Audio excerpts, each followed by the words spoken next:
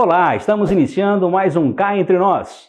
Todas as quintas-feiras, às 19 horas, nós estaremos aqui com uma entrevista inédita para você e escolhida por você. Isso mesmo, você que nos segue nas redes sociais e também através do nosso e-mail, você pode sugerir o assunto a ser tratado na próxima semana. Você também tem que se inscrever no nosso canal, tá?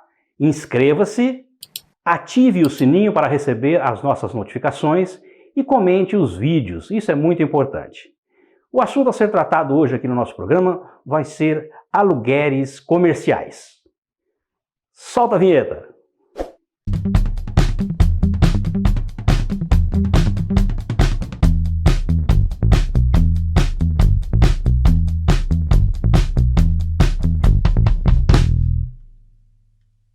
Ela é advogada, formada pela Universidade Paulista, Unip, com pós-graduação em Direito de Processo do Trabalho e Direito de Família e Sucessões.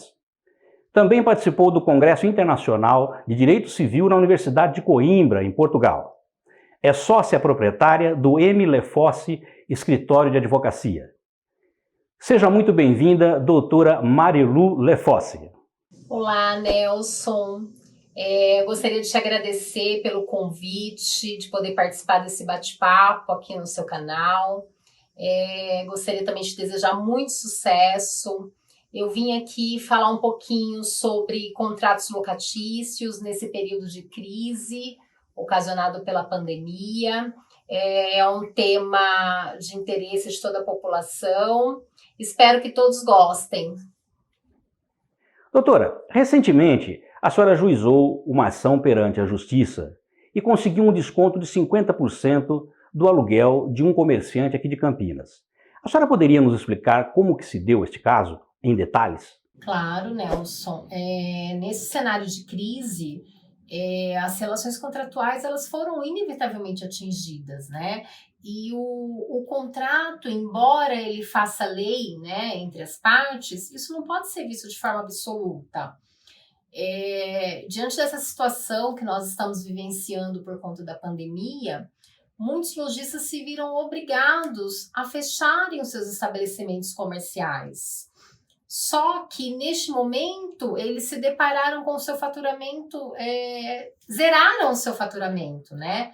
E em contrapartida se viram aí nas obrigações de cumprimento, ou melhor, de pagamento das suas obrigações. Então, as suas obrigações com folha de pagamento de pessoal, fornecedores, tributos. E aí eles se depararam também com o pagamento do aluguel do seu estabelecimento comercial. Só que muitos lojistas tentaram negociar esse valor amigavelmente com o locador. Alguns tiveram êxito, outros não tiveram a mesma sorte. Só que quando chega numa situação dessa, o Poder Judiciário tem que intervir. Se não há um consenso entre as partes, o Poder Judiciário tem que intervir. E foi o que aconteceu no presente caso. O comerciante tentou de todas as formas amigavelmente resolver, né? Era um aluguel alto. Só que, infelizmente, o locador ele não entendeu que essa crise ela afetava ambas as partes, né? Então, ela afeta tanto o locatário como o locador. Tem que haver, neste caso, uma solidariedade entre as partes. Só que não foi o que aconteceu. O locador estava irredutível, não quis de forma alguma reduzir esse aluguel ou até mesmo de repente negociar para postergar ou, né, futuramente tentar um parcelamento, enfim, não houve essa negociação.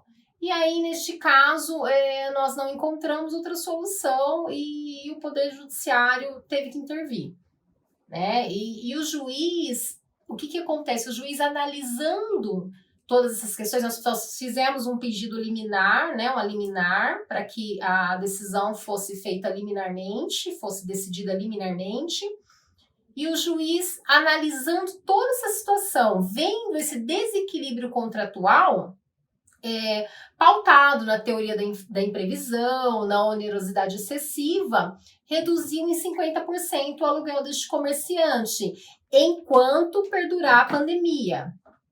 Né? E nós já inclusive a citação foi feita pela própria parte, encaminhamos um e-mail, levamos pessoalmente a intimação, o juiz ele deferiu essa possibilidade, porque geralmente é feito através ou de AR, né, carta, o próprio fórum expede uma carta para o réu da ação, ou é feito através de oficial de justiça. Mas como nós estamos nessa situação de força maior, numa situação de pandemia, o juiz deferiu que a citação fosse feita pela própria parte, e foi o que aconteceu. E isso agilizou os atos processuais. E, inclusive, agora marcou uma audiência de conciliação, e a parte, que é o locatário, ele está pagando aí apenas 50% nesse período. Né? Isso poderia ter sido evitado se houvesse um consenso, mas infelizmente não foi o que aconteceu. Doutora, existe alguma diferença de negociação, levando-se em consideração o tipo de locador? O locador que tem um investidor, que tem vários imóveis, e aquele locador que tem apenas um que depende para a sua sobrevivência? Sim, Nelson, nós temos aí várias cláusulas, né, no Código Civil, também na Lei de Inquilinato, sobre essa situação de imprevisão. Né? No Código Civil nós temos o artigo 421, que vai tratar da revisão do contrato numa situação de excepcionalidade, né? Nós temos também o artigo 478 do Código Civil, que vai tratar também da situação de resolução do contrato por conta da onerosidade excessiva.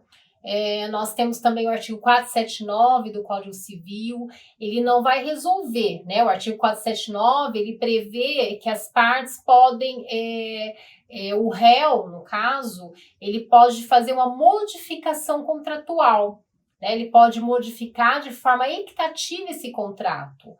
E tem também a questão da função social do contrato, né? Que é muito importante. Quando há uma desigualdade contratual, um desequilíbrio contratual, o Poder Judiciário tem que intervir. Então, nós temos aí vários artigos de lei que ele pode ser utilizado, né, para tentar modificar toda essa situação, tá? Tem também a questão, como eu já havia comentado, né, da teoria da imprevisão, porque realmente essa é uma situação que não foi previsível, ou seja, uma situação extraordinária, né? Então, se nós não analisarmos por este lado e tentar equilibrar essas relações contratuais, foi como eu abordei aí no tópico anterior, né? Torna-se um desequilíbrio contratual. Então, e quando não há um consenso das partes nesse sentido, o Poder Judiciário tem que intervir, né? E nós, como advogados, nós utilizamos todos esses artigos de lei aí do Código Civil que nos ampara para isso. Esses artigos, eles nos amparam para tentar equilibrar, trazer esse equilíbrio contratual. Doutora, em meio à pandemia, o isolamento social, nós estamos sabendo que o comércio está parado. Então, Nelson, essa é uma situação bem complicada, né? Então, porque nós temos, de um lado, um locatário, eu estou falando de um estabelecimento comercial, tá? Um locatário que se viu obrigado a fechar o seu estabelecimento por conta de um decreto municipal, um decreto estadual, e embora ele esteja com o seu estabelecimento fechado, né, sem faturamento neste período, ele ainda tem os compromissos aí com folha de pagamento, como eu disse aí no início da nossa conversa. Só que em contrapartida, nós temos também um locador. Então, existe uma diferenciação no seguinte quesito. Às vezes, aquele locador, ele tem só aquele imóvel, aquela renda, né, aquele aluguel é o seu único meio de sobrevivência.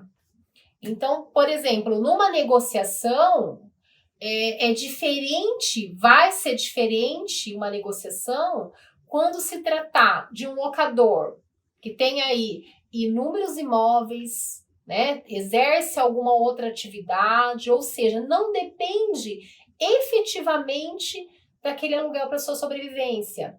Diferente daquele locador que depende. Aquele aluguel é seu único meio de renda, sua única fonte de renda.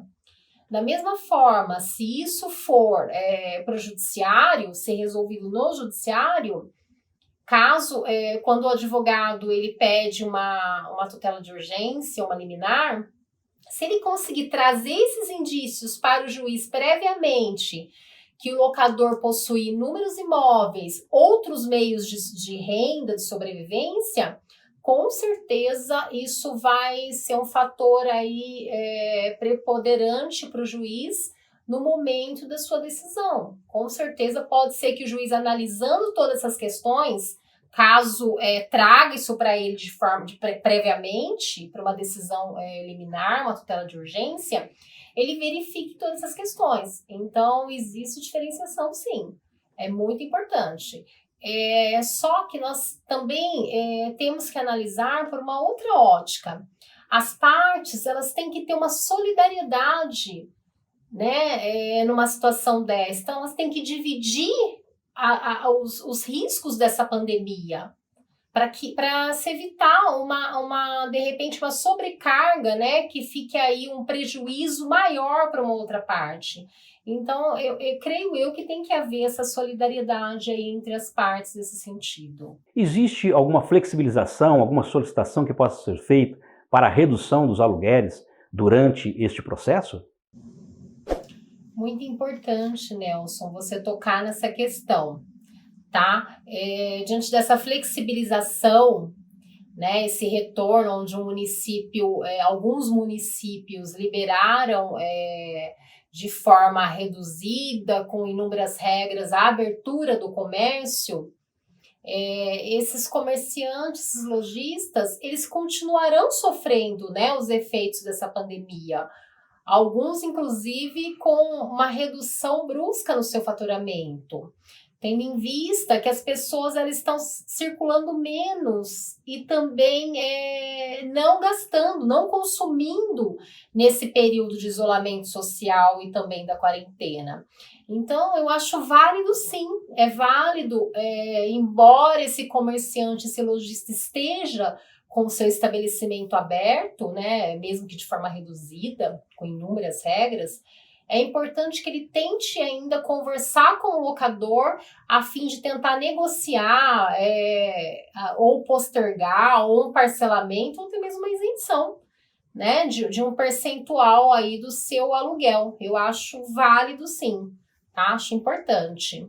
Ainda se falando na situação que nós estamos vivendo agora, pandemia, ela é um motivo de força maior? Já existe alguma cláusula contratual que prevê esse tipo de situação, que poderia evitar as ações judiciais? Sim, essa pandemia ela é sim um motivo de força maior, tá? Inclusive, esses contratos, como ocorre em qualquer negócio, eles são celebrados já considerando um risco, né? Os riscos inerentes ao mercado. Essa oscilação tanto para cima como para baixo, ela está dentro de uma normalidade, de um campo de normalidade, né? Diferente dessa situação ocasionada aí pela pandemia, que na verdade foge, né, dessa linha, né? Sai dessa linhagem. Então é bem complicado. Na mesma situação, quando as pessoas firmaram um contrato, elas estavam em um cenário econômico, né? Quando foi firmado esses contratos, era um cenário econômico. Só que esse cenário, ele mudou drasticamente, né? E o que acontece? E acabou ocasionando uma impossibilidade das pessoas cumprirem esses contratos nos moldes que foram avançados. Então, torna-se uma situação muito difícil, né, e muito complicada. Eu creio que hoje, após nós termos vivenciado toda essa situação, as pessoas, as partes dentro de um negócio jurídico, elas vão pensarem, né, e vão já colocarem essa situação dentro de um contrato, já vão prever essa situação em um contrato. Então, creio que aí isso daí também evita aí, pode evitar ações judiciais, demandas judiciais e tudo mais, né? Doutora Marilu, até agora nós falamos de aluguéis comerciais. Agora vamos falar sobre aluguéis residenciais e condomínios.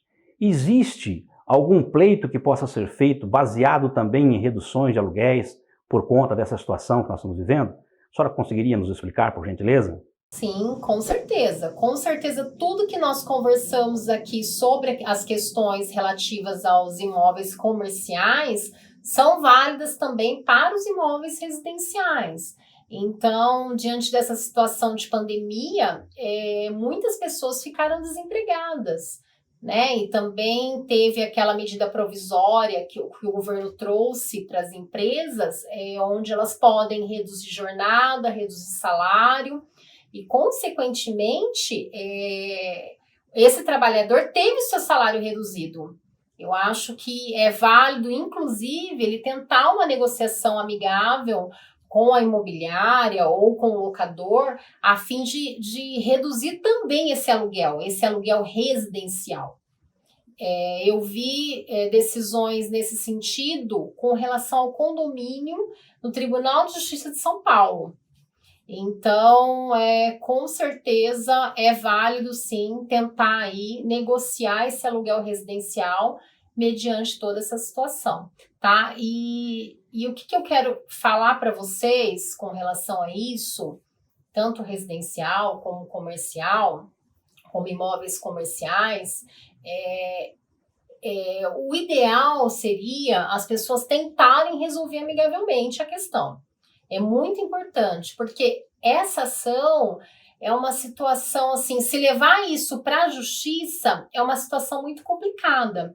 Por quê? Porque o entendimento, né, tanto dos desembargadores como dos juízes, eles não está pacificado. Então, está muito dividido. Tanto é que eu vi decisões favoráveis, né, onde os desembargadores do Tribunal de Justiça de São Paulo, do Rio de Janeiro, concederam redução no aluguel, né? Eu vi mais da questão do comercial, de um comerciante de um restaurante, vi também de um comerciante de lojas de vestuários. Só que, em contrapartida, eu vi também decisões, inclusive de um posto de gasolina, onde o desembargador entendeu que, primeiramente, ele iria ouvir a parte contrária, ou seja, o contraditório, antes de liminarmente proferir aí alguma decisão de redução. Então, por isso que eu friso, né, eu insisto nesse sentido, que as partes tentem resolver amigavelmente a questão. Doutora, nosso muito obrigado pela sua participação aqui em nosso programa. E agora nós vamos deixar um espaço para que a senhora possa deixar o seu contato para que os nossos seguidores possam encontrá-la. Obrigada a você, Nelson, e a todos que estão assistindo. Agradeço a oportunidade de trazer informação, né, e conhecimento. Segue meus contatos e um grande abraço. Conversei com a doutora Marilu Lefossi. A semana que vem estaremos de volta com mais uma entrevista para vocês, sempre às quintas-feiras, às 19 horas. E, é claro, com a sua participação, com a sua sugestão de pauta. Você pode nos seguir nas redes sociais e também mandar um e-mail para fazer a sua sugestão. Inscrevam-se no canal, ativa o sininho para que você possa receber as nossas notificações. Aproveita, dá um like e divulguem os nossos vídeos. A semana que vem estaremos de volta. Um grande abraço a todos e até lá. Solta a vinheta!